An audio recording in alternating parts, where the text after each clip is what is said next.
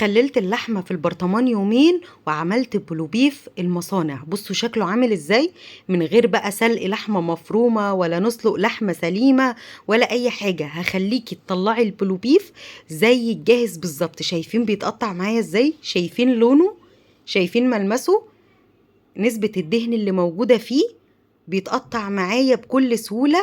احلى بلوبيف لحم بقري ممكن تاكليه في حياتك، بجد تحفة التحفة. طريقة سهلة وبسيطة من غير سلق ولا بهدلة. هنخلل بس اللحمة يومين ونشوف هنعمل فيها ايه. شفت شيف ليلى النجار بتعمل البلوبيف، بس بتحط اللحمة سليمة، هتخلل اللحمة سليمة. فانا قلت بدل ما اعمل اللحمة سليمة وافرمها، فانا هجيب لحمة مفرومة فيها نسبة دهن عالية. يعني النص كيلو او الكيلو الا ربع ده فيه ربع الكمية دهن. فهجيب اللون الاحمر، هحط حبة صغيرين، وهحط كوباية خل، واحط حبهان، واحط فلفل اسود، واحط ملح، واحط جوز الطيب، واحط بهارات لحمة او السبع بهارات. دي البهارات اللي انا هنكه بيها البلوبيف. وهحط كمان 2 مكعب مرقة دجاج، لان دي اللي بتظبط التيست بتاع البلوبيف. خليط التوابل والخل هنحط فيه اللحمة عشان ننقعهم زي ما انتوا شايفين كده. هحط اللحمة المفرومة كلها وهقلبها في الخليط ده كويس جدا عشان ننقعها. شايفين اللحمة فيها نسبة دهن قد ايه؟ عايزة اقول لكم ده كيلو الا ربع لحمة مفرومة، نص كيلو لحمة حمرا صافي، وربع كيلو دهنة دوش وبوش. لازم يبقى فيها دهنة عالية عشان يطلع معاكي البلوبيف مظبوط زي ما انتوا شايفين كده. هفضل اقلبه بالشكل ده، وهجيب كوباية مية سخنة. بعد كده عندي هنا كيس جيلاتين، ده هتجيبيه من اي سوبر ماركت، ده كيس جيلاتين بودر.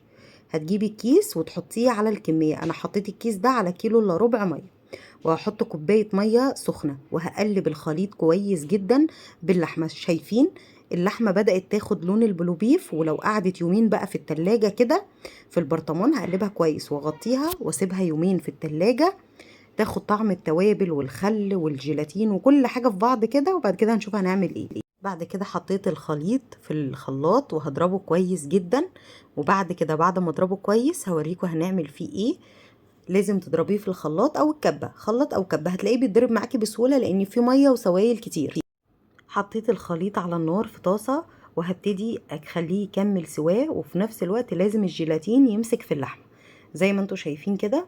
هفضل سايباها على النار لمدة 10 دقايق او 15 دقيقة، من 10 ل15 دقيقة، يتشرب السوائل اللي في اللحمة، وفي نفس الوقت الجيلاتين اللي حطيناه يمسك مع اللحمة والدهن، ويبقى القوام التقيل ده. هوريهولكوا بعد ما اعمله دلوقتي معاكم.